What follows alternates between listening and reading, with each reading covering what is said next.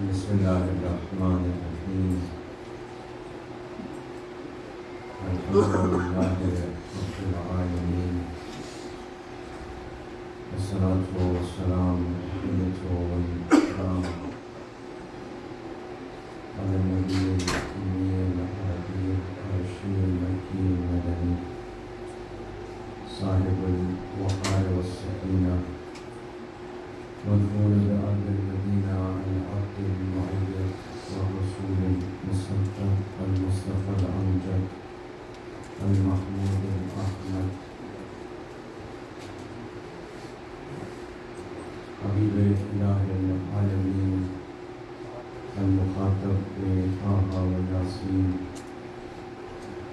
اللہ عاصمہ وجبریل خادمہ والبراق مرکبہ وسدرة المنتہى مقامہ الذي سمي في السماء بأحمد وفي الأرض بأبي القاسم محمد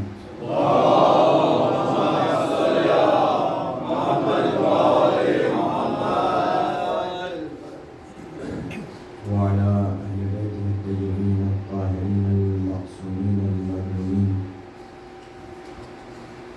المنتخبين المنتجبين الذين أذهب الله عنهم الرجس وطهرهم تطهيرا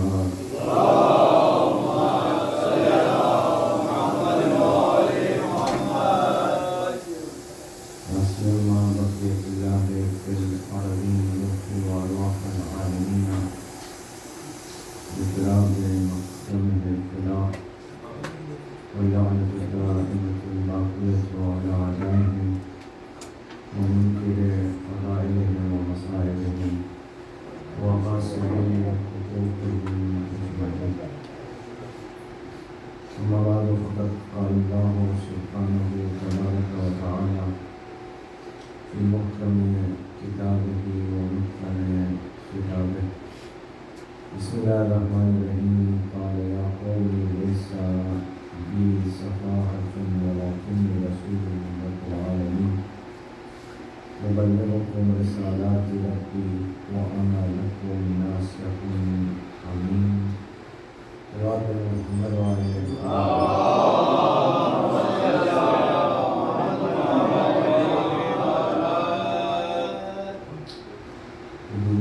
مجلس کے لیے حوصلہ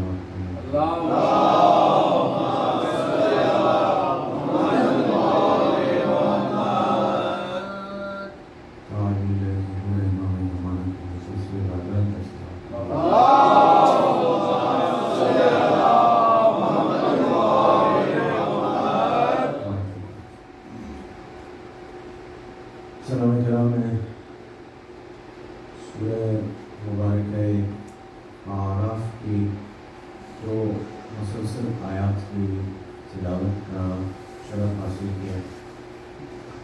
سورہ مبارکہ اعراف قرآن حکیم کا 7واں سورہ ہے اور وہ آیتیں جن کی تلاوت کا شرف حاصل کیا ہے وہ نشان 67 اور 67 اور 68. اللہ سبحانہ و تعالیٰ نے قرآن حکیم میں متعدد مقامات پر اپنے پیغمبروں کے ساتھ پیش آنے والے واقعات کو نقل کیا یا جملہ اگر تبدیل کرتے ہوں تو اپنے حبیب کو یاد دلائے اور بار بار قرآن میں کہتا ہے کہ میرے حبیب اس وقت کو یاد کیجیے. یہ بات اسی کو کہی جاتی ہے جس کے سامنے کوئی بات پیش آ رہی ہو. یہ بات کہی اسی کو جاتی ہے کہ جس کے سامنے بات پیش آ رہی ہو. میرے اور آپ کے سامنے کوئی واقعہ پیش آیا ہو کچھ دنوں کے بعد میں آپ سے کہوں اس وقت کو یاد کیجیے. اگر کوئی تیسرا سن رہا ہوگا تو اس کو معلوم ہو جائے گا کہ یہ دو لوگ اس چیز کے شاہد ہیں تبھی یہ دو تو اللہ کہہ رہا ہے کہ یہاں پر بھی کہ اس وقت کو یاد کیجئے. یہ کس پیغمبر کا تذکرہ ہے؟ یہ حضرت ہود علیہ السلام کا تذکرہ، جو حضرات ذرا سے مشرف اور چیزوں کو معلوم ہے کہ نجف اشرف میں وادی السلام میں ان کا مزار ہے، اور جو نہیں گئے ان میں دعا کرتا ہوں خدا میرے بھلے. تو ان کے واقعے کو، ان کے ڈائلاگ کو کہ ان کا اور امت کے ساتھ میں کیا ہوا، اسے یہاں پر نقل کیا گیا. اس کے اوپر بس اس کے تاریخی پس منظر بیان کرنے کے بعد جو میرا اصلی مطلب ہے اسے بیان کرنے کے جو ہے تک انشاءاللہ پہنچا.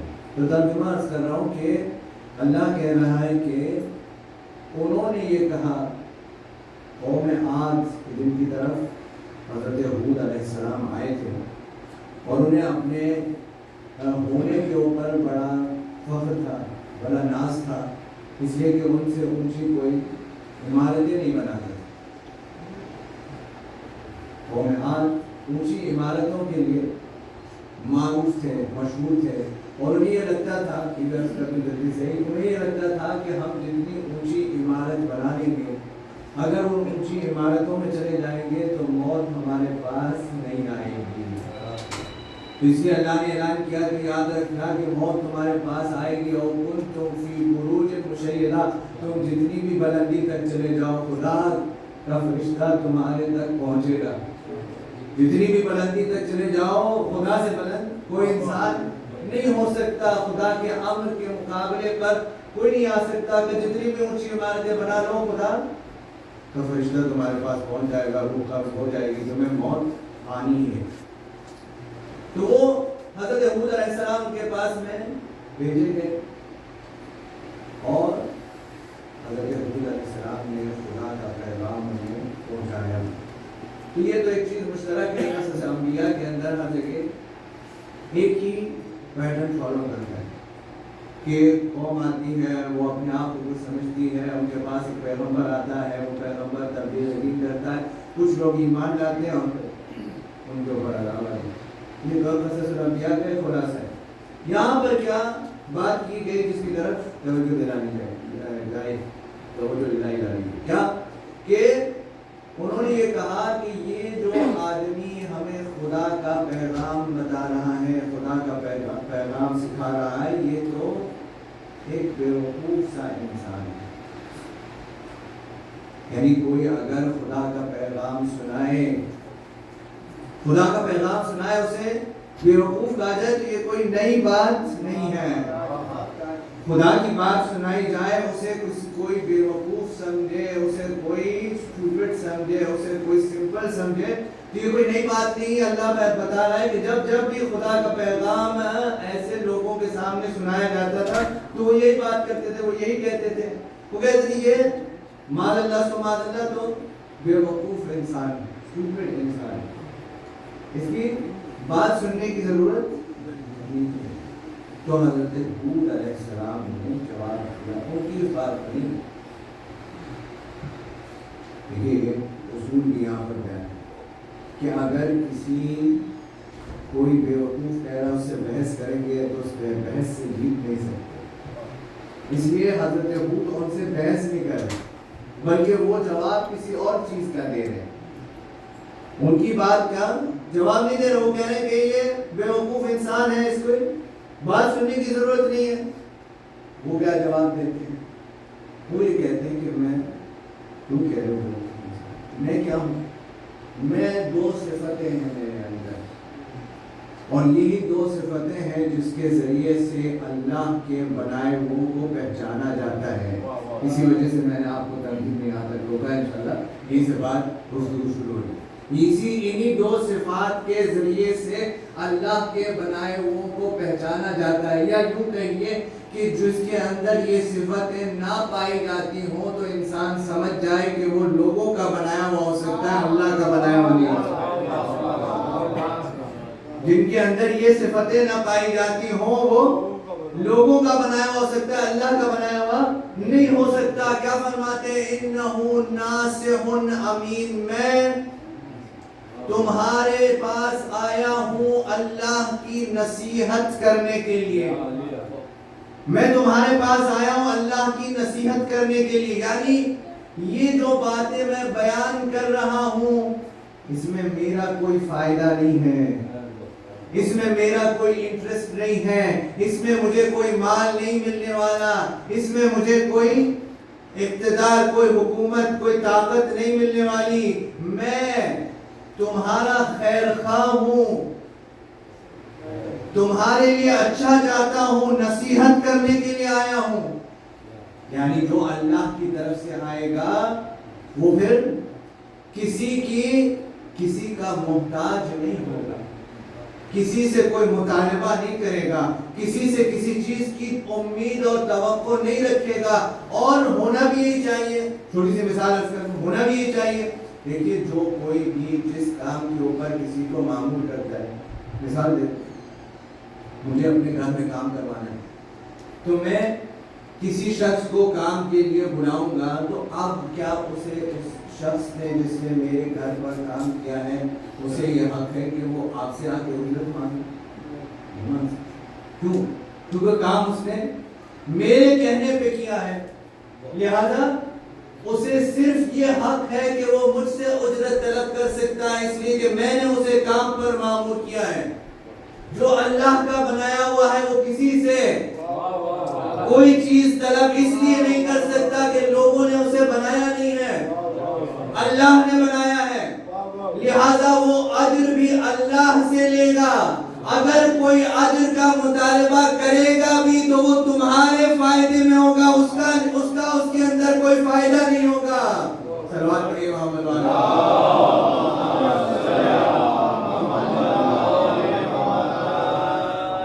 جب پیغمبر ختمی مرتبت اجر رسالت کا مطالبہ کریں گے تو وہ اجر بھی اپنی ذات کے لیے نہیں بلکہ جو اجر ادا کرے گا اسی کے فائدے کے لیے ہوگا۔ اجر تو اللہ کے پاس ہے، اس لیے کہ معمور اللہ نے کیا ہے۔ ہاں جو لوگوں کے بنائے ہوئے ہوں وہ لوگوں سے اجر لیں گے، وہ لوگوں سے توقع رکھیں گے، وہ لوگوں سے کوئی طاقت لینا چاہے گا، کوئی اقتدار لینا چاہے گا، کوئی مال لینا چاہے گا، وہ لوگوں کے بنایا ہوا، اللہ کا بنایا ہوا، کیونکہ اللہ کا بنایا ہوا ہمیشہ نصیحت کرے گا۔ اور یہ ضروری ہے کہ اللہ کا بنایا ہوا کسی کے نہ مال میں آ جائے، نہ کسی کے اقتدار میں آ جائے، نہ کسی سے ڈر کے بات کرے، نہ کسی سے ڈب کے بات کرے، یہ خدا کے بنائے ہوئے کے لیے شرط ہے۔ اور دوسرا کیا ہے؟ اور امین ہوں میں، حضرت ابو فرمانے کیا فرمانے میں نصیحت کرنے کے لیے آیا اور میں اس امر کے لیے، اس کام کے لیے امین ہوں۔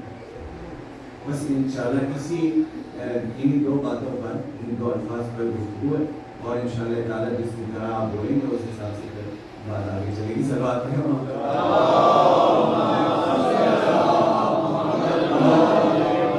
یہ نصیحت اللہ کی طرف سے جو آئے گا وہ نصیحت کرنے والا ہوگا، اس کے اندر کوئی انٹرسٹ نہیں ہوگا، نہ اسے مال چاہیے ہوگا، نہ اسے طاقت چاہیے ہوگی، نہ اسے اقتدار چاہیے ہوگا، نہ اسے کوئی اور چیز چاہیے ہوگی۔ چھوٹی سی مثال لیں گے جلدی سے بات کو آگے بڑھانے کے لیے، کہ وہ سارے مکے والے آئے اور آ کر ابو طالب سے کہنے لگے کہ انسان کو صرف 3 چیزیں چاہیے ہوتی ہیں، انسان کو صرف 3 چیزیں چاہیے ہوتی ہیں، یا عورت چاہیے ہوتی ہے، یا مال چاہیے ہوتا ہے، یا اقتدار چاہیے ہوتا ہے۔ محمد سے کہیے کہ جس عورت سے کہیں گے شادی کروا دیں گے، جتنا مال چاہتے ہیں اتنا مال دے دیں گے، پورے مکے کا اقتدار دے دیں گے، بس ہمارے خداؤں کو برا بھلا کہنا چھوڑ کے۔ تو حضور نے کہا کہ چچا ان سے یہ کہہ دیجئے کہ مال دولت اقتدار تو چھوڑ ہی دیجئے، اگر ایک ہاتھ پہ سورج دوسرے ہاتھ پر چاند بھی رکھ دیں تب بھی خدا کے وحدانیت کا کلمہ نہیں چھوڑوں گا۔ خدا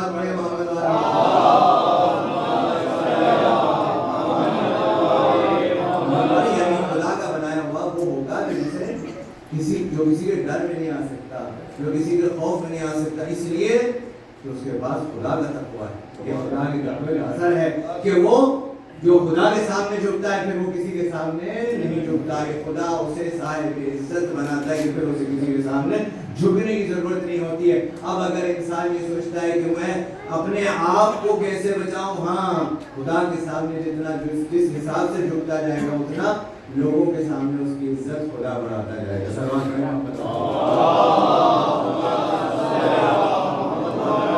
دوسرا عمل یہ ہے کیا کہ میں امین ہوں. حضرت حود علیہ السلام کیا ظاہری بات ہے قرآن میں کوئی بات آئی ہے صرف یہ حضرت حود کی نہیں, یعنی اللہ کے بنائے ہوئے ہر ایک کی یہی کیٹیگری ہے, ہر ایک کی یہ صفت ہے کہ وہ کیا ہے, وہ امین ہے.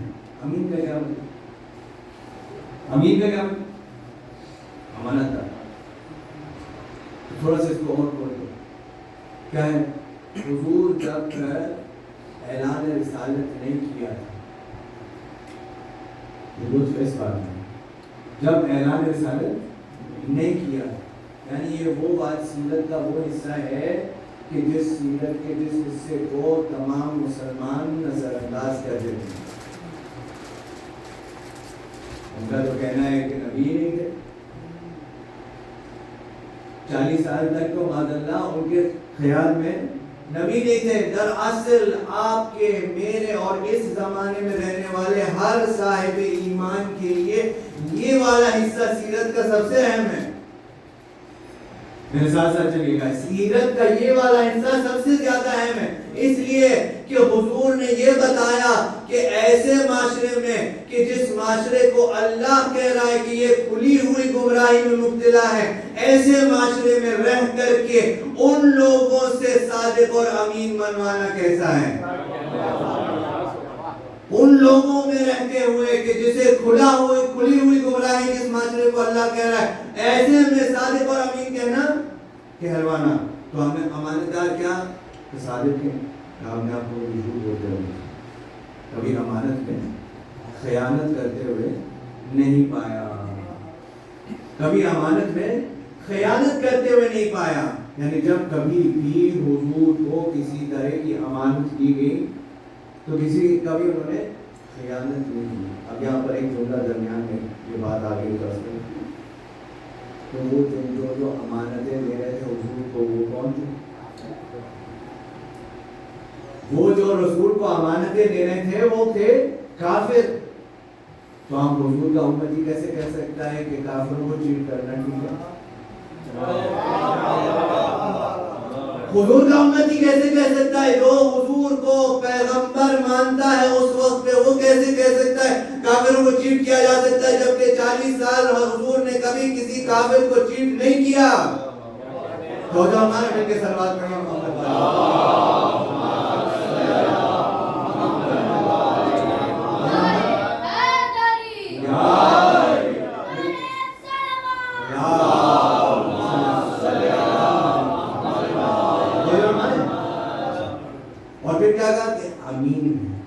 وہاں پر امین انہوں نے کہا, لیکن یہاں اللہ ہے, تھوڑا سا فرق واضح ہے. وہاں انہوں نے کہا, یعنی لوگوں نے کہا, کافروں نے کہا کہ یہ امین ہے, تو وہ اپنی جگہ اہمیت کے حامل بات ہے کہ کافروں نے جو ابھی رسول نہیں جانتے کہ یہ رسول ہے, وہ کہہ رہے ہیں کہ یہ امین ہے. تو وہ تو ظاہری اعتبار سے حضور کے ساتھ جس طرح انہوں نے ڈیلنگ کیا ہے اس بات پہ کہہ رہے ہیں, جو ڈیلنگ انہوں نے کی ہے حضور کے ساتھ میں اس بات پہ کہہ رہے ہیں کہ یہ امین ہے. لیکن اللہ اگر کسی کو امین کہہ رہے ہیں, تھوڑا میرے ساتھ ساتھ چلیے, پبلک اگر کسی کو امین کہہ رہی ہے تو اس بات پہ کہہ رہی ہے کہ یہ جو ہم نے ڈیلنگ کیا ہے ان کے ساتھ اس بات پہ امین ہے. لیکن اللہ اگر کسی کو امین کہہ رہا ہے, اللہ اگر کسی کو امین کہہ رہا ہے تو اس کا مطلب ہے کہ ہر اعتبار سے یہ امانت دار ہیں. ہمارے اور آپ کی اصطلاح میں اسی کو معصوم کہتے ہیں. ہمارے اور آپ کی اصطلاح میں, ہمارے اور آپ کے عقائد میں اسی کو معصوم کہتے ہیں کہ جو اللہ کا پیغام پہنچانے میں پوری طرح سے امانت دار ہے. جو اللہ کا پیغام پہنچانے میں پوری طرح سے امانت دار ہے. تو عزیزوں, یہ ہماری طرف سے نہیں, اور نہ ہمارا کوئی شوق ہے, نہ ہمارا اختیار ہے کہ ہم کسی کو معصوم بنائیں.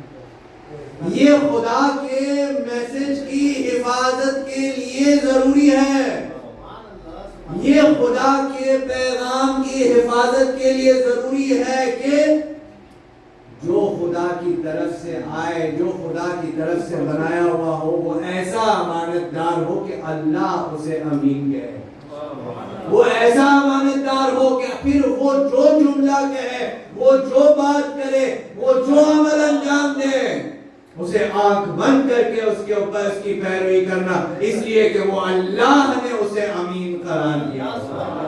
صلوات پڑھیں محمد علیہ۔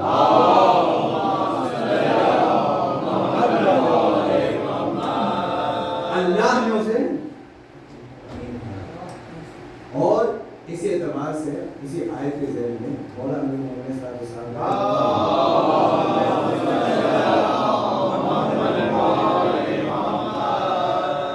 مولا سلام اللہ علیہ کا فرمان جس سے بالا بالکل اپنے اصلی مطلب سے نزدیک ہو۔ امام کیا فرماتے ہیں؟ امام یہ فرماتے ہیں کہ ہر وہ انسان کہ جو اقتدار میں آتا ہے اور اس کے پاس یہ دو صفات نہیں ہوتے، ہر وہ انسان جو صاحب اقتدار ہوتا ہے اور اس کے پاس یہ دو صفات جن کا ذکر کیا گیا اس آیت میں وہ نہیں ہوتے، یعنی وہ نصیحت کرنے والا نہیں ہوتا، یعنی اس کی نیت، دیکھیے ہم نصیحت کرنے والا ایک طرح کا نہیں ہوتا، اس کی نیت کیا ہے؟ بھائی کوئی بات کر رہا ہے تو اس کی نصیحت کیا ہے؟ اس کی نصیحت میری خیر خواہی ہے یا اپنی خیر خواہی ہے؟ ہو سکتا ہے بات وہ ایک ہی کر رہا ہو، لیکن اس کی نیت میری خیر خواہی ہے یا اپنی خیر خواہی ہے؟ جس کی نیت اپنی خیر خواہی ہے وہ اللہ کا بنایا ہوا نہیں ہے، جس کی نیت دوسرے کی، سامنے والے کی خیر خواہی ہے، اس لیے کہ وہ تو معصوم ہے، اللہ کا بنایا ہوا معصوم ہے، اس کے پاس خطا نہیں ہے، اس کے پاس گناہ نہیں ہے، اس کے پاس مسئلے نہیں ہیں، وہ دوسروں کا خیر خواہ ہے۔ اب واضح ہو گیا کہ معصوم ہوتے ہوئے کیوں استغفار کر رہے ہیں، کیوں توبہ کر رہے ہیں؟ اپنے لیے نہیں، اس لیے کہ وہ خیر خواہ ہیں اپنے چاہنے والوں کے۔ صلوات پڑھیے محمد بھائی۔ مولا فرمانے جو بھی آئے، اقتدار میں آئے، پاور میں آئے، اس کے پاس یہ دو صفات نہ ہو کہ وہ خیر خواہ نہ ہو سامنے والے اور وہ امین نہ ہو، تو وہ کیا ہے؟ وہ غاصب ہے۔ وہ شخص غاصب ہے کہ جس کے اندر یہ صفات نہیں پائے جاتے، یعنی اللہ کی طرح، اللہ کے بنائے ہوئے میں اور لوگوں کے بنائے ہوئے میں اس طرح سے واضح فرق ہو گیا، اس لیے کہ جو اللہ کا بنایا ہوا ہے اسے نہ کسی سے مال چاہیے، نہ کسی سے دولت چاہیے، نہ کسی سے اقتدار چاہیے، نہ کسی سے طاقت چاہیے، نہ کسی سے کچھ بھی چاہیے، وہ خاک پر بھی بیٹھا ہوگا تب بھی مولائے کائنات ہوگا۔ صلوات پڑھیے۔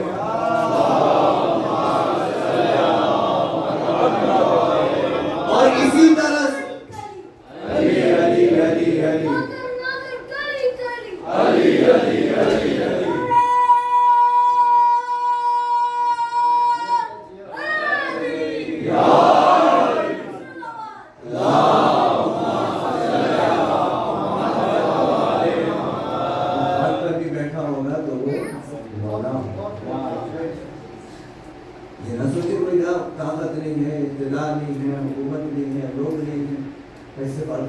اس لیے کہ اسے لوگوں کی ضرورت نہیں ہے، طاقت کی اسے لوگوں کی ضرورت نہیں ہے، وہ اللہ کا بنایا ہوا ہے، اس کے اندر وہ الہی صفات پائے جاتے ہیں جس کے ذریعے سے وہ پہچانا جائے گا۔ اب اس کا مطلب یہ ہے، پھر یہ کہنے کی ضرورت نہیں ہے، ویسے تو یہ فرمان معصوم ہے، پھر یہ کہنے کی ضرورت نہیں ہے کہ وہ جو اللہ کا بنایا ہوا ہے اس کا لوگوں کے بنائے ہوئے سے کوئی مقابلہ کیسے ہو سکتا ہے، یہ کہنے کی ضرورت نہیں ہے، وگرنہ مولا کا پانچویں امام علیہ السلام کا فرمان سلام، ہم اہل بیت کا مقابلہ مقایسہ کسی اور کے ساتھ نہیں کیا جا سکتا، ہم اہل بیت کا مقابلہ مقایسہ کسی اور کے ساتھ نہیں کیا جا سکتا.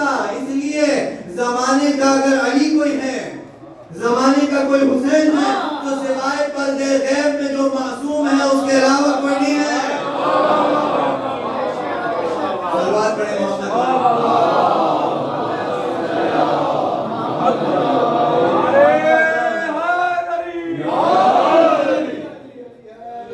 معصوم کا فرمان آپ کی خدمت میں عرض کر رہا ہوں. میں آپ کی بات کر رہا ہوں تو میں ذمہ دار ہوں. معصوم کا فرمان عرض کر رہا ہوں کہ کسی کے ساتھ میں ہمارا مقابلہ کیوں؟ اس لیے کہ وہ اللہ کا بنایا ہوا ہے, وہ لوگوں کے بنائے ہوئے, لوگوں کے بنائے ہوئے میں اللہ کے بنائے ہوئے کوئی مقابلہ نہیں ہو سکتا.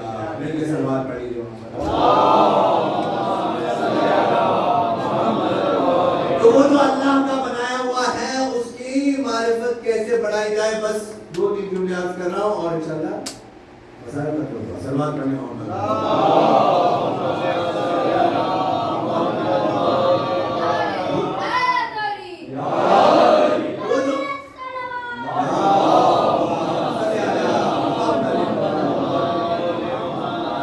سارے جوانوں کے بچوں کی شہد اور سلامتی کے لیے ایک مرتبہ بلند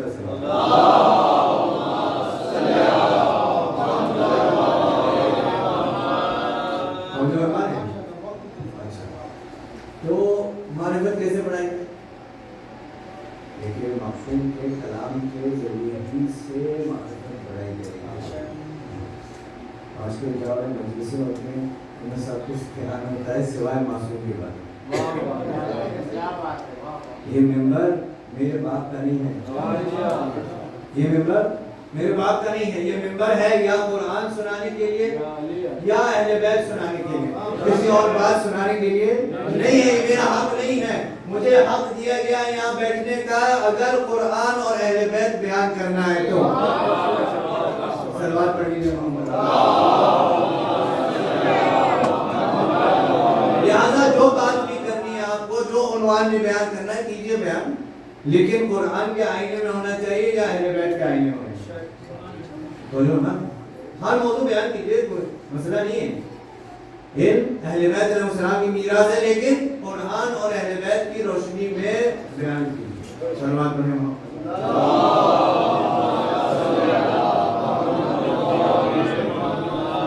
تو معرفت کیسے بڑھائی جائے؟ معصوم کے کلام کے ذریعے سے ہی معرفت بڑھائی جائے.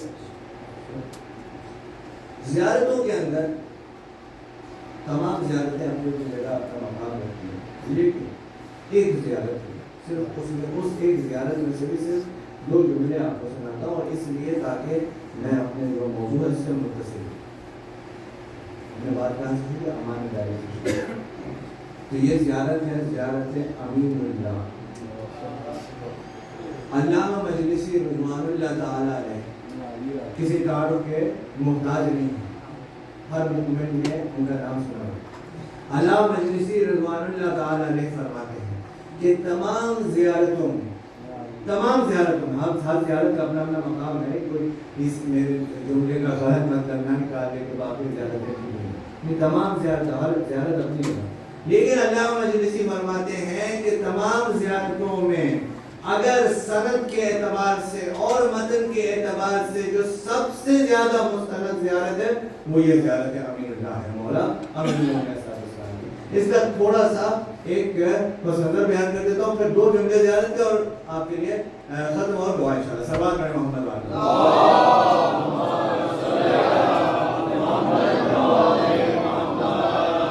یہ زیارت ہے تعین کردہ. بعض روایتوں میں ہے کہ ہمارے علاقے چوتھے امام سے اور بعض 5 امام سے ممکن ہے کہ دونوں اماموں سے لوگوں نے نقل کی. ایسی پریشانی کی بات نہیں ہے. اگر کوئی کسی چیز پہ 2 3 4 5 10 روایتیں آتی ہیں تو یہ پریشانی کی بات نہیں ہے. یہ کل نام محمد ہے, جو اس نے کہا, جو باپ نے کہا, وہی بیٹے نے کہا. اس لیے کوئی پریشانی والی بات نہیں ہے. ایک کتاب میں لکھا ہے کہ امام علیہ السلام نے پڑھی, ایک کتاب میں لکھا ہے کہ امام باقر علیہ السلام نے پڑھی. ہو سکتا ہے کہ دونوں نے اپنے اپنے زمانے میں اپنے اپنے وقت کو پڑھی ہوئی. اس زیارت کے اندر ایک خاصیت ہے, وہ یہ ہے کہ شروع تو یہ زیارت ہوتی ہے, السلام علیکم یا امین اللہ ہے, سلام ہوا, پر جو اللہ کا امین ہے جو اللہ کا امین ہے اس زمین کے اوپر. کیا کہتا ہے؟ اللہ نے جس کو امین کیا, اللہ نے جس کو امین کیا ہے یہ معصوم ہونے کی دلیل ہے. جس کو اللہ نے امین کہا ہے اور قرار دیا, اور یہ کیا ہے؟ یہ صرف اللہ نے امین نہیں کہا, یہ اللہ ہی کا امین ہے. زیارت کا جملہ ہے کہ یہ اللہ ہی کا, میں نے سند اور مدد کی بات اس لیے پہلے کر دی, یہ اللہ ہی کا امین ہے. یعنی اللہ کی جو بھی باتیں ہیں ان سب کا امین ہے تو وہ علی ہے. معصوم کا یہ جملہ ہے زیارت میں. تو یہ شروع ہوتی ہے زیارت, 2-3 اس کے سطریں جو ہیں وہ زیارت کے طور پر, جیسے کہ باقی زیارت السلام علیکم, درمیان میں سے یہ چینج ہو جائے, تبدیل ہو جائے, اور زیارت سے اب اس کا مزاج دعا کی طرف ہے. شروع ہوئی زیارت کے طور پر اور درمیان میں دعا بن گئی. تو ایسا کیوں ہوا؟ اس کا سبب ریزننگ کیا ہے, وجہ کیا ہے؟ ہوا کہ چونکہ ہمارے اور آپ کے چوتھے اور پانچویں امام تک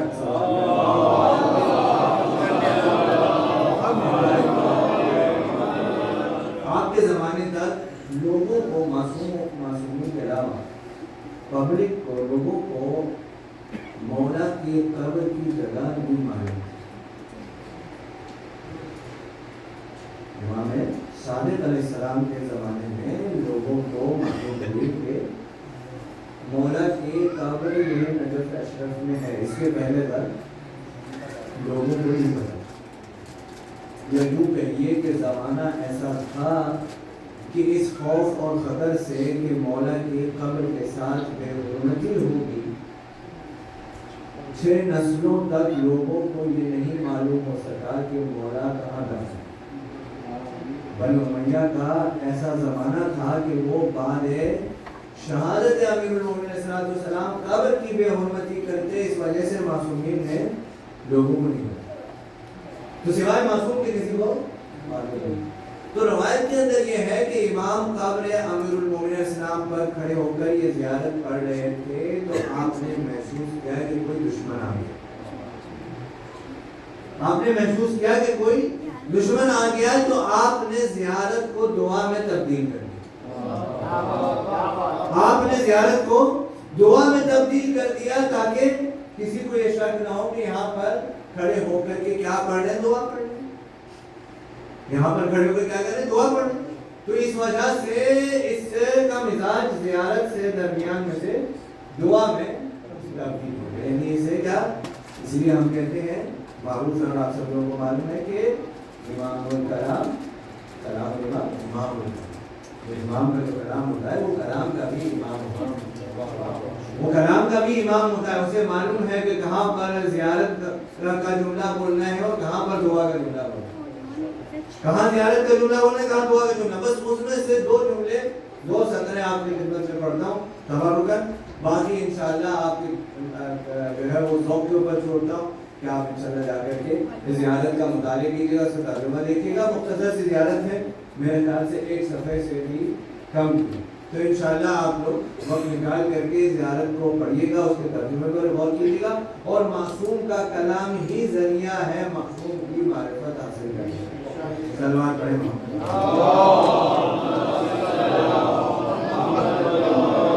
تو امام نے کیا فرمایا, یہ جملہ ہے, بس یہ 2 سطریں اس زیارت کی.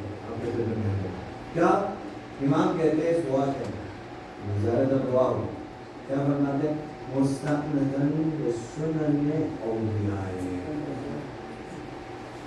اے اللہ مجھے یہ توفیق دینا کہ میری سنت, میری زندگی تمہارے اولیاء کی سنت کی پیروی میں گزرے.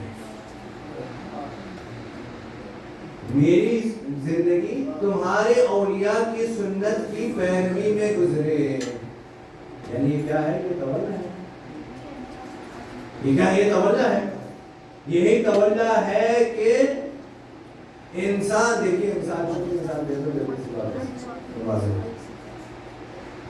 حضور نے کیا فرمایا, حضور نے فرمایا کہ مثل واحد کمثل سفینۃ من رکبها نجا ومن تخلف عنها فقد ضل ورقه. تو میرے اہل بیت مشہور حدیث سے مجھے معلوم کہ میرے اہل بیت وہ بھی کشتی کی طرح ہے، جو سوار ہو گیا وہ نجات پا جائے گا، جو نہیں ہوا وہ بس ہو جائے گا. تو اب اگر میں باہر کھڑے ہو کر کشتی کی صرف تعریف کرتا ہوں تو کیا بچ سکتا ہوں؟ نجات مل سکتی ہے؟ جتنی بھی تعریف کر لوں کشتی کی باہر کھڑے ہو کر کہ یہ بہت اچھی کشتی ہے، اسے بنانے والا بہت اچھا ہے، اس نے بہت مضبوط کشتی بنائی ہے، اس نے بہترین کشتی بنائی ہے، بہترین لکڑی سے بنائی ہے، بہترین اس کی جو ہے بنانے کی سب کچھ میں کر لوں، لیکن جب تک کہ کشتی پر سوار نہیں ہوں گا نجات نہیں مل سکتی. حضور فرمائے، میں نہیں کہہ رہا ہوں، حضور کہہ رہے ہیں کہ کشتی کے نجات پر سوار ہونا شرط ہے نجات حاصل کرنے کے لیے. اہل بیت علیہ السلام کے فضائل مجلس میں اس لیے بیان کیے جاتے ہیں تاکہ ان کے اوپر اس سیرت پر عمل کیا جائے. اگر آپ فضائل بیان نہیں کریں گے تو کون سی سیرت پر عمل کرنا ہے؟ یہ کیسے پتہ چلے گا؟ کون سی والی نماز ہے جو قبول ہوگی؟ کون سی عبادت ہے جو اللہ کو اچھی لگتی ہے؟ اس لیے فضائل بیان کیے جاتے ہیں. اس پر احتجاج کریے تو سوال ہونا پڑے گا، یعنی اہل بیت علیہ السلام کی سیرت کے اوپر اپنی سیرت کو بنانا پڑے گا. ورنہ کیا علی کو نماز پڑھنے کی ضرورت تھی جنت میں جانے کے لیے؟ کیا علی کو نماز پڑھنے کی ضرورت ہے جنت میں جانے کے لیے؟ نہیں، علی نے نماز اس لیے پڑھی ہے اس لیے کہ انہیں حکم نماز دینا ہے، اس لیے کہ انہیں حکم نماز دینا ہے، انہیں حکم عبادت دینا ہے. پہلے خود عمل کیا ہے تاکہ علی کے چاہنے والے عبادت کریں. پھر دوسرا جملہ امام نے وہ تولا تھا، یہ دوسرا جملہ فرمایا. کیا فرمایا؟ مفارقتاً لاخلاق اعدائے. اے اللہ، وہ جو آپ تمہارے دشمنوں کا اخلاق ہے اس سے اور میرے درمیان فاصلہ ہونا چاہیے. اس سے یہ کیا ہے؟ یہ ہے تبارک مفارقتاً لاخلاق اعدائے. آپ کے دشمنوں سے، آپ کے دشمنوں کے اخلاق، آپ کے دشمنوں کی سیرت جو ہے وہ میری سیرت کے اندر نظر نہ آئے. آپ کے دشمن جھوٹ بولتے تھے، میں نہ جھوٹ بولوں. آپ کے دشمن غصب کرتے تھے، میں کسی کا حق تو غصب نہیں کیے ہوئے ہوں. آپ کے دشمنوں کے اوپر ہم براءت کرتے ہیں ان کے صفات کی وجہ سے. تو لعنت ہر اس صفت والے انسان تک پہنچ رہی ہے، صرف کسی انسان تک نہیں پہنچ رہی ہے. لعنت ہر اس صفت والے انسان تک پہنچ رہی ہے، جیسے فضیلت ہر اس صفت والے انسان تک پہنچ رہی ہے، اسی طرح لعنت بھی وہ ہر اس صفت والے انسان تک پہنچ رہی ہے، اس زمانے سے لے کر کے اب تک.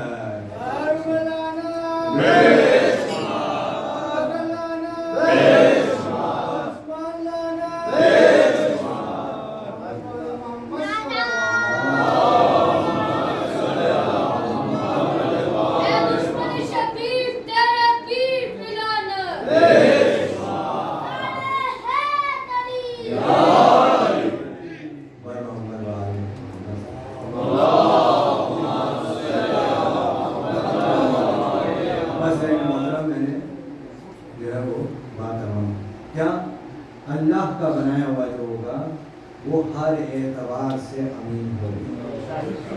کا بنایا ہوا ہر اعتبار سے. اب امام حسین علیہ السلام کربلا کے امام حسین علیہ السلام تو ہے اللہ کے کربلا کے لیے، لیکن تنہا نہیں چلے. حسین کربلا کے لیے تنہا نہیں چلے، جبکہ سوال بیعت کسی اور سے نہیں ہوا. بہت ذمہ داری سے سوال بیعت صرف امام حسین علیہ السلام سے ہوا، اور امام نے بیان کیا. امام نے اصحاب سے بھی یہ کہا تھا، گھر والوں سے بھی یہ کہا تھا کہ یہ صرف مجھے قتل کرنا چاہتے ہیں، یہ صرف مجھے قتل کرنا چاہتے ہیں، نہ اصحاب کو قتل کرنا چاہتے ہیں، نہ گھر والوں کو قتل کرنا، صرف امام حسین علیہ السلام کو قتل کرنا چاہتے ہیں. یہ الگ بات ہے کہ اصحاب امام حسین علیہ السلام، یہ الگ بات ہے کہ حسین کے گھر والوں نے یہ کہا، یہ بیان کیا، یہ بتایا، اپنی سیرت سے ثابت کیا کہ ہاں واقعی حسین کے اصحاب جیسے کوئی اصحاب نہیں ہے. اپنی سیرت سے یہ ثابت کیا کہ آپ کے اصحاب جیسے، آپ کے گھر والوں جیسے کوئی گھر والے نہیں ہیں، آپ کے ساتھ دینے والوں جیسے کوئی ساتھ دینے والے نہیں ہیں۔ لیکن حسین علیہ السلام خاص طور سے دو لوگوں کو کربلا میں لے گئے۔ بس ان لوگ کا تذکرہ کرنا ہے اور آپ کی زحمت آئے، خاص طور سے دو لوگوں کو کربلا میں لے گئے ہیں۔ ہو سکتا ہے الگ اینگل سے رکھا دو لوگوں کو کربلا میں لے گئے۔ دیکھیے آج کے زمانے میں اس بات کو سمجھنا یا اس بات کو محسوس کرنا اور زیادہ آسان ہے۔ کیوں؟ اس لیے کہ ایک چیز ہوتی ہے حقیقت، ریئلٹی، اور ایک چیز ہوتی ہے پرسیپشن آف ریئلٹی۔ آج کے زمانے میں اچھی طرح سے آپ محسوس کر سکتے ہیں، ایک چیز ہے حقیقت، ایک چیز ہے اس کا تصور جو کہ حقیقت نہیں ہے، لیکن کبھی کبھی وہ تصور حقیقت سے زیادہ مضبوط ہوتا ہے کہ نہیں؟ آج کے زمانے میں اچھی طرح سے آپ محسوس کر سکتے ہیں، اس لیے ہر آدمی یہ سوچتا ہے پتہ نہیں یہ خبر نہیں صحیح ہے کہ نہیں، پتہ نہیں یہ خبر ٹھیک ہے کہ نہیں ہے، پتہ نہیں یہ جو بیانیہ، یہ جو نیریٹو چلایا جا رہا ہے یہ ٹھیک ہے کہ نہیں ہے، ہمیں کیا بتایا جا رہا ہے، کیا سکھایا جا رہا ہے، کیا ہمارے معافی ضمیر میں ڈالا جا رہا ہے، یہ بھی انسان سوچنے پر مجبور ہوتا ہے۔ عزیزوں، اگر حسین یہ دو لوگوں کو لے کر نہیں جاتا تو یزید جیسے چاہتا، جس طرح سے چاہتا، حسین کے قتل کو لوگوں میں مشہور کر دیتا، لیکن حسین نے یہ کہا کہ یاد رکھو میں صرف یزید کو شکست دینے کے لیے نہیں آیا ہوں، نہیں، مثلی لا یباع مثلو، میں یزیدیت کو شکست دینے کے لیے، اور یزیدیت کو شکست دینے کے لیے حسین کا کٹا ہوا سر بھی چاہیے، لیکن اس کٹے ہوئے سر کے بیانیے کی حفاظت بھی چاہیے، اس کٹے ہوئے سر کے بیانیے کی حفاظت چاہیے، اس کے لیے میں دو لوگوں کو لے کر آیا ہوں۔ اور عزیزوں، وہ دو کیا کریں گے؟ الگ الگ کام کریں گے۔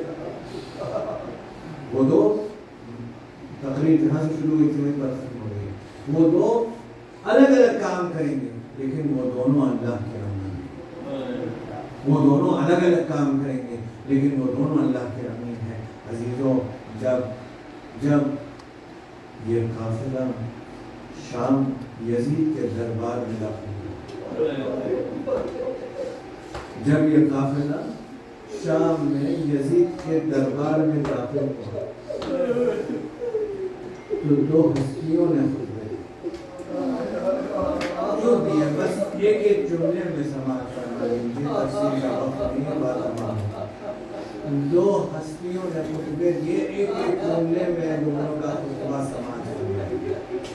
سب سے پہلے بیوی زینب نے خطبہ دیا، سب سے پہلے بیوی زینب نے خطبہ دیا۔ بیوی زینب کا خطبہ ایک جملے میں سماعت فرمائی ہے۔ بیوی زینب نے یزید پہ اور یزید کے اعلی کاروں پر تبرہ کیا۔ بیوی زینب نے اپنے خطبے میں یزید اور یزید کے اعلی کاروں پر تبرہ کیا۔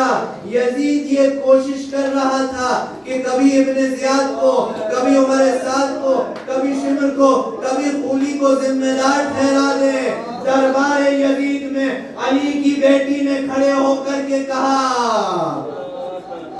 کہ آج میرے بھائی کا قاتل بے نقاب ہو رہا ہے، آج میرے خطبے کے ذریعے سے میرے بھائی کا قاتل بے نقاب ہو رہا ہے۔ عزیزوں، اس کے بعد وقت کے امام نے خطبہ دیا، اس کے بعد وقت کے امام نے خطبہ دیا، وقت کے امام نے خطبہ دیا تو اس میں اعلان کیا، جو نہیں جانتے وہ جان لیں کہ ہم کون ہیں۔ انا ابن مکہ والمنا، انا ابن زمزم والصفا، میں مکہ کا بیٹا ہوں، منا کا بیٹا ہوں، زمزم کا بیٹا ہوں، صفا کا بیٹا ہوں۔ اب 700 کرسی نشینوں کا مجمع ہے.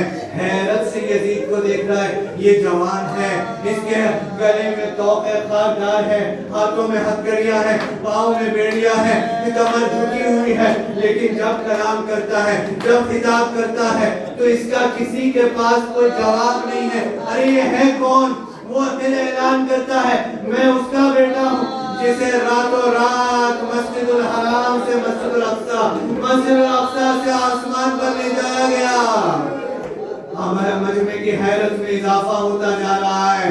اب اعلان ہوتا ہے انا ابن محمد المصطفیٰ. ارے اسی محمد مصطفیٰ جس کا تم سب کلمہ پڑھنے کا دعویٰ کرتے ہو, ان کا میں بیٹا ہوں. یزید کو سمجھ میں نہیں آتا کیا کرے, یزید کو سمجھ میں نہیں آ رہا کیا کرے. ہے حکم اذان دے دیتا ہے, اذان شروع ہوتی ہے. احترام اذان میں مولا خاموش ہو جاتے ہیں. مؤذن کہتا ہے اللہ اکبر. امام فرماتے ہیں بے شک اللہ سے بزرگ کسی کی ذات نہیں ہے. مؤذن کہتا ہے اشہد ان لا الہ الا اللہ. امام کہتے ہیں میرے جسم کا ہر حصہ گواہی دیتا ہے کہ خدا کے علاوہ کوئی معبود نہیں ہے. جب مؤذن کہتا ہے اشہد ان محمد رسول اللہ. سید ابن طاؤس اپنی کتاب اللحوف میں کہتے ہیں کہ امام مخاطب ہوئے مؤذن سے, کہا اس محمد کی قسم جس کا نام اذان میں لیا گیا, اذان کو روک دو. وہ خاموش ہو گیا. یزید سے مخاطب ہو کے کہتے ہیں ارے یزید یہ کون ہے محمد جس کا نام اذان میں لیا گیا؟ تمہارے جد ہیں یا میرے جد ہیں؟ اگر یہ دعویٰ کرو گے تمہارے جھوٹے ہو, اگر یہ کہو گے میرے ہیں تو ہمارے رسول کی آل کو اس طرح سے اسیر کر کے, اس بازار سے گزار کر کے اس دربار میں کیوں لایا گیا ہے؟ عزیزو بس میں نے تمام کر دیا. یزید سے کوئی جواب نہ بنا. ادھر یہود اور نصارہ, ادھر مسلمان, سب لوگ کلمہ پڑھنا شروع ہو گئے. ارے یہ محمد کے گھر والے ہیں. یہودی کھڑا ہوا کہنے لگا میں موسیٰ کے بھائی ہارون کا 33ویں پشت کے بعد آیا ہوں, لیکن جہاں میں رہتا ہوں لوگ خاک اٹھا کر کے میرے پاؤں کی اپنے سر پہ رکھتے ہیں. ایک نصرانی کھڑا ہوا, کہا جس جگہ میں رہتا ہوں وہاں پر ایک گھوڑے کی ٹاپ ہے جس پر حضرت عیسیٰ ایک مرتبہ بیٹھے تھے. ہم نے احترام سے اسے چومنے کی جگہ بنایا ہوا ہے. ارے یہ تمہارے نبی کی بیٹی کا بیٹا ہے. بس عزیزوں میں نے تمام کیا. آخری جملہ سماعت فرمائیے. بس ایک منظر شب عاشور کا, ایک بی بی زینب کا مدینے پہنچنے کے بعد شب عاشور حضرت ابو الفضل العباس بی بی زینب کے خیمے میں آئے. جانے لگے تو زینب کہنے لگی عباس, عباس بابا کا کہنا تھا کہ زینب ایک دن آئے گا بازوؤں میں رسن بندھے گی. بابا نے کہا تھا تو یقین تو تھا کہ ہونا ہے, لیکن سوچتی ضرور تھی جس کا عباس جیسا بھائی ہو اس کے بازو میں کون رسن باندھے گا. عباس تم جا رہے ہو, یقین آ گیا کہ وہ وقت نزدیک ہے. بس عزیزو میں نے تمام کیا. آپ کے 5ویں امام سے سوال پوچھا گیا کہ کربلا کے واقعے میں سب سے زیادہ ظلم کس کے اوپر ہوئے؟ رو کے آپ کے امام نے فرمایا کہ میری پھوپھی زینب کے اوپر ہوئے. کہا مولا ایسا کیوں ہے؟ کہا تازیانہ کسی کے اوپر بھی آ رہا ہوتا تھا, درمیان میں آ کے زینب کھڑے ہو جاتی تھی. آپ کی پشت پر تازیانہ لگتا تھا. جب مدینے میں وارد ہوئی گھر نہیں گئی, سب سے پہلے پیغمبر کی قبر پر آئی. کہا بایا نانا, جب کوئی سفر سے آتا ہے سوغات سفر لے کر آتا ہے. حسین کا خوب بھرا کرتا قبر پیغمبر میں رکھ دیا. مدینے کی زمین تھر تھرانے لگی. زینب فوراً کرتا اٹھا لو. کہا نانا اگر نامحرموں کا مجمع نہ ہوتا تو چادر ہٹا کر بازوؤں پر نیل کے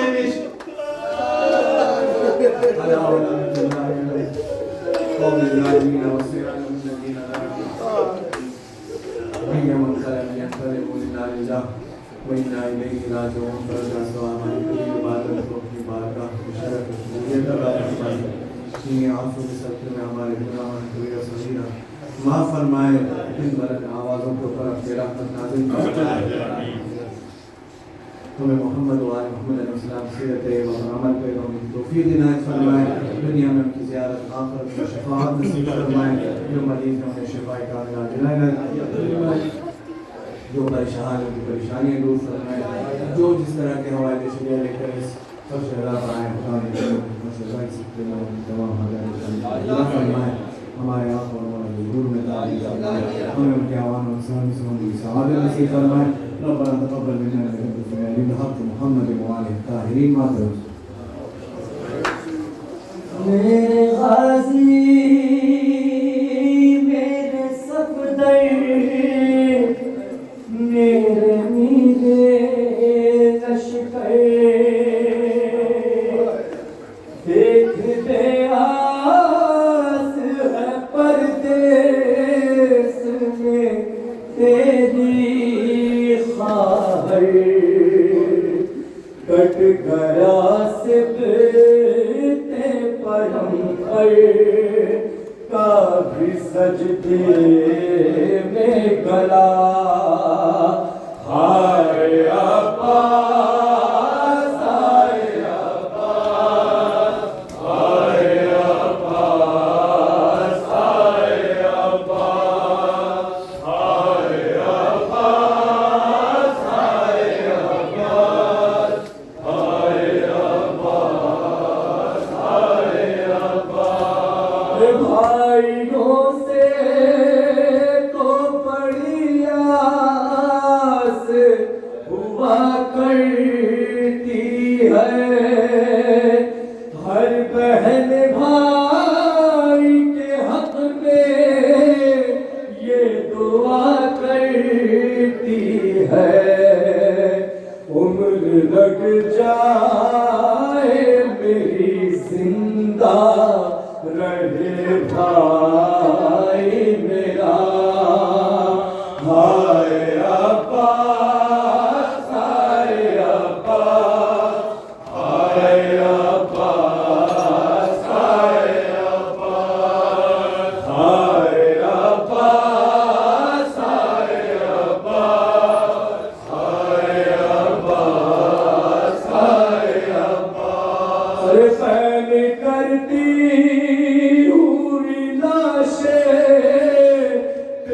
چلی آؤں گی.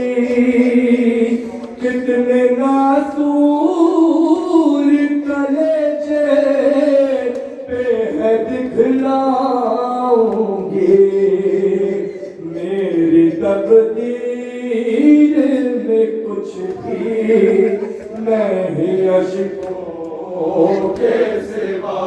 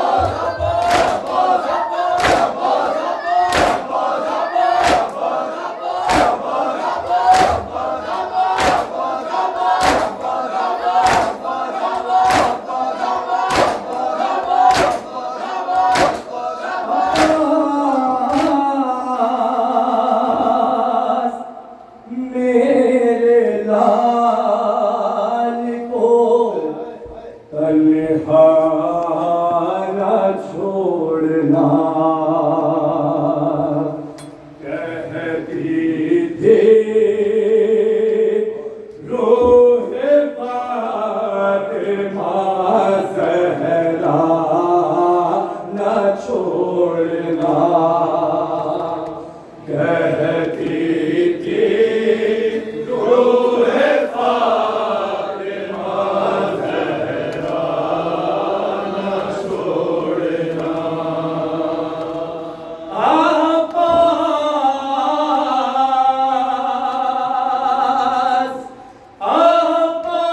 عباس میرے لال کو تنہا نہ چھوڑنا کہتی تھی روح فاطمہ زہرا نہ چھوڑنا کہتی تھی روح فاطمہ زہرا نہ چھوڑنا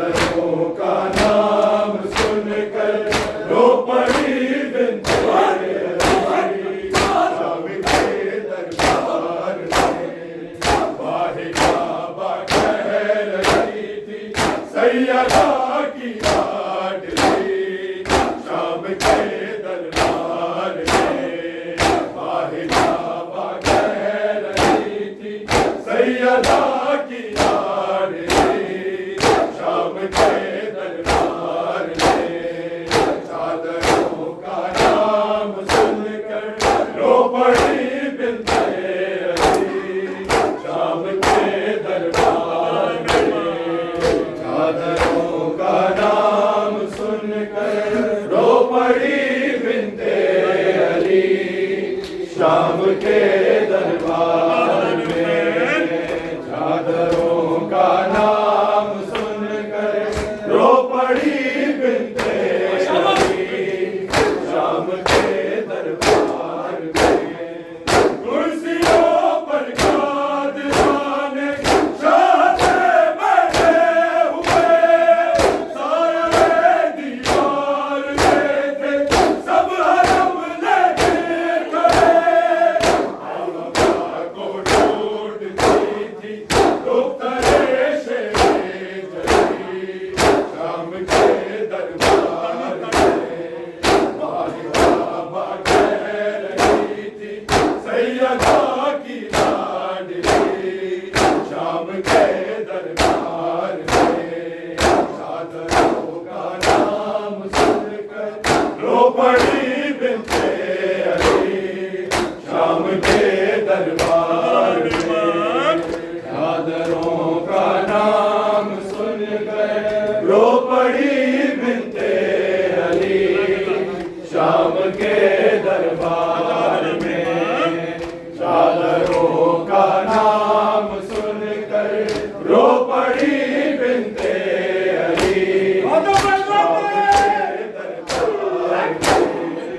شمر دیکھا تو سکینہ سیب کر رونے لگی، شمر ہو جا دور فضا چیخ کر کہنے لگی، خوف سے مرجھا رہی ہے باغ عصمت کی گلی، شام کے دربار میں باہ کعبہ کہہ رہی تھی سیدہ کی لاڈلی، شام کے دربار میں چادروں کا نام سن کر رو پڑی بنت علی، شام کے دربار میں چادروں کا نام سن کر رو پڑی بنت علی، شام کے دربار میں چادروں کا نام سن کر رو پڑی بنت علی، شام کے دربار میں دشت میں بابا کے سر پر جب پڑی اس کی نظر، اپنے زخموں کی رہی نہ پھر سکینہ کو خبر، دوڑتی بابا کی جانب لاڈلی بیٹی چلی، شام کے دربار میں باہ کعبہ کہہ رہی تھی سیدہ کی لاڈلی، شام کے دربار میں چادروں کا نام سن کر رو پڑی بنت علی، شام کے دربار میں چادروں کا نام سن کر رو پڑی بنت علی، شام کے دربار میں کون ہے زینب پکارا جس گھڑی فرعون شاہ، آئے غربت کہہ کے اٹھا تھا میرا قدیمہ، اشک خون کے رو رہا تھا شاہ کا بیٹا بیٹا علی شام کے دربار میں کون ہے زینب پکارا جس گھڑی فرعون شاہ آئے غربت کے اٹھا آمنہ کے دیوار اشک خون کے رو رہا تھا شاہ کا بیٹا علی شام کے دربار میں واحدہ بات کہہ رہی تھی سیدہ کی لاڈلی شام کے دربار میں چادروں کا نام سن کر رو پڑی بنت علی شام کے دربار میں چادروں کا نام سن کر رو پڑی بنت علی شام کے دربار میں چادروں کا نام سن کر رو پڑی بنت علی شام کے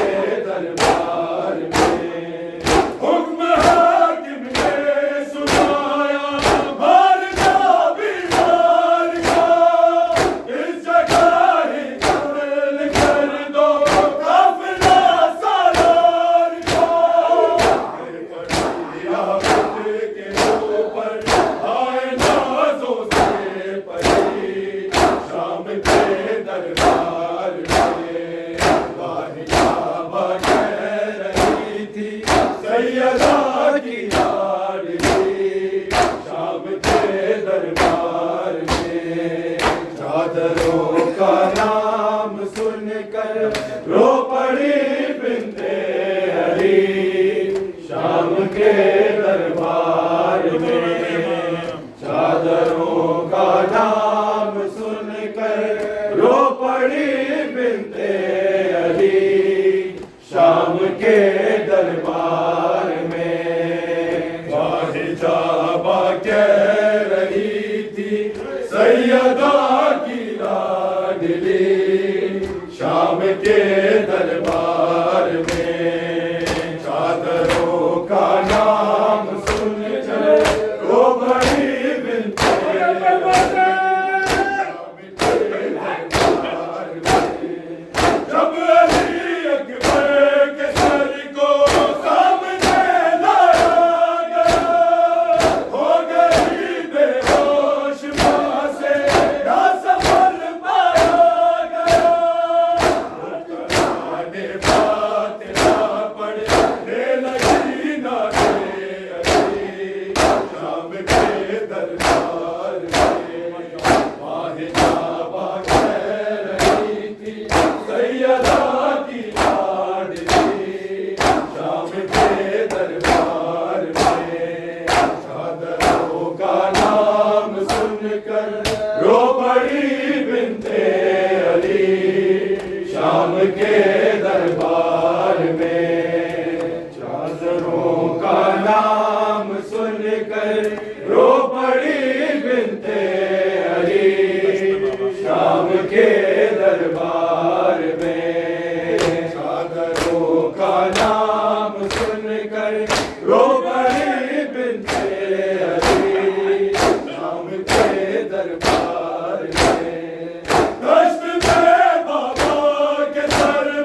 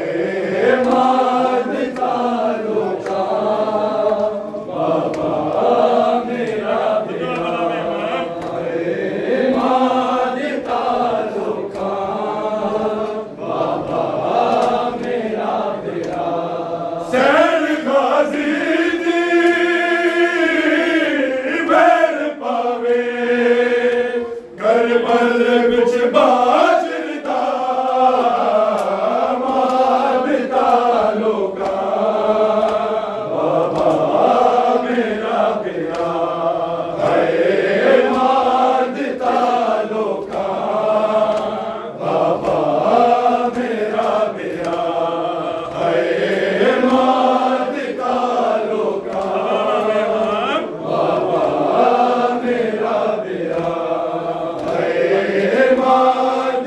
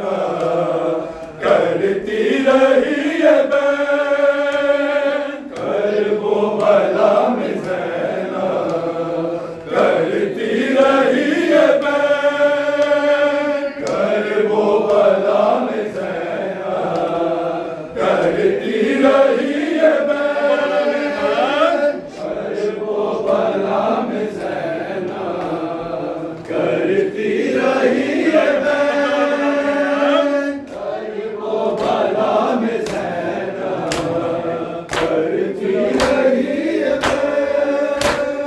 بے گولوں پہ کفن ہے زہرا کا نور ہے یا حسین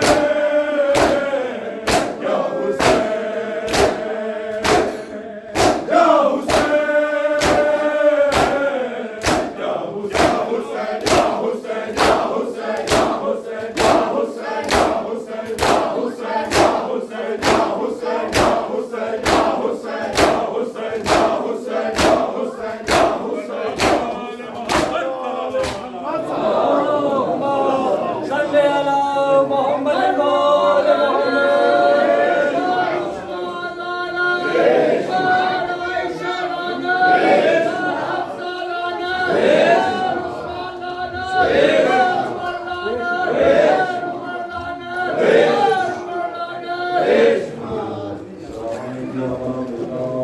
السلام علیکم یا رسول اللہ السلام علیکم یا خاتم النبیین و یا سید المرسلین جمیعا ورحمۃ اللہ وبرکاتہ السلام علیکم وعلی آباء اللہ الحسین وعلی اولاد الحسین وعلی اصحاب الحسین وعلی انصار الحسین السلام علیک یا وزیر کوفہ والشام لعن اللہ امة قتلتکم ولعن اللہ امة ظلمتکم